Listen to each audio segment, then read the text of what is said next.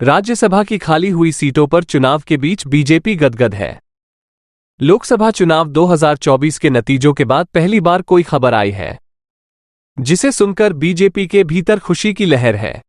जुलाई में आए उपचुनाव के नतीजे भी ऐसे नहीं थे कि बीजेपी थोड़ी राहत महसूस कर सके, लेकिन राज्यसभा चुनाव के रुझानों ने ही बीजेपी खेमे में खुशियों की सौगात भर दी है। बीजेपी के लिए खुशखबरी यह है कि एनडीए ने राज्यसभा में भी बहुमत का आंकड़ा छू लिया है। 2014 में बीजेपी के केंद्र की सत्ता में आने के बाद पहली बार ऐसा संभव हुआ है। ऐसा लगता है कि जैसे कुदरत का बैलेंसिंग फैक्टर ऐसे ही काम करता है। लोकसभा चुनाव में पहली बार बीजेपी अपने बूते बहुमत हासिल नहीं कर पाई थी और एनडीए सहयोगियों की मदद से ही सत्ता में वापसी संभव हो सकी।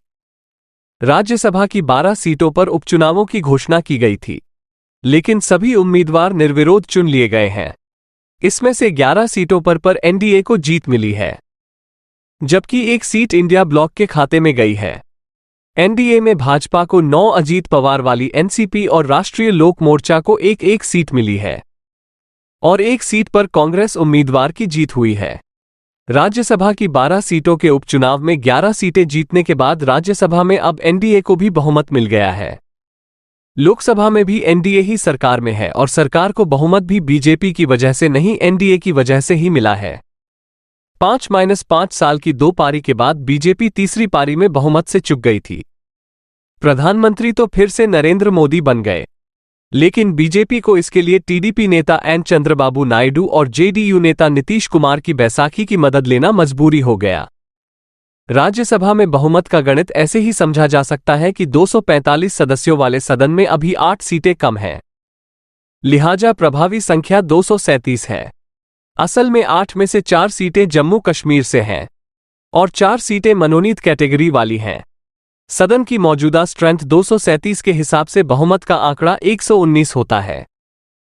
11 सीटों पर जीत के साथ ही अब सदन में एनडीए के सदस्यों की संख्या 112 हो गई है। 6 मनोनीत और 1 निर्दलीय सदस्य का समर्थन भी एनडीए के साथ ही है और इस हिसाब से बीजेपी की अगुवाई वाले एनडीए के बहुमत का सफर पूरा हो चुका है। देखा जाए तो लोकसभा चुनाव में बीजेपी को मिले झटके की एक तरह से भरपाई हो गई है। ये भरपाई नंबर के हिसाब से जरूर हुई है, लेकिन व्यवहारिक तौर पर भी उतनी ही प्रभावी है। क्या जितनी प्रतीत हो रही है, एक बार तो ऐसा लगता है जैसे व्यक्ति बदल गए हो और परिस्थितियां बिल्कुल पहले जैसी रह गई हैं। सीधे सीधे ना सही, लेकिन लोकसभा और राज्यसभा में बीजेपी की हैसियत को मिलाकर देखें तो कुछ हद तक ऐसा ही लगता है। तो फिलहाल अब एनडीए के पास राज्यसभा में भी बहुमत है। ऐसे में जब सरकार कोई फैसला लेती है तो उसे उच्च सदन में पारित कराना आसान होता है। आप ये चैनल सब्सक्राइब करें और बेल आइकन को दबाना ना भूलें। बाकी की खबरों के लिए देखते रहिए खबरवाला 24 न्यूज़।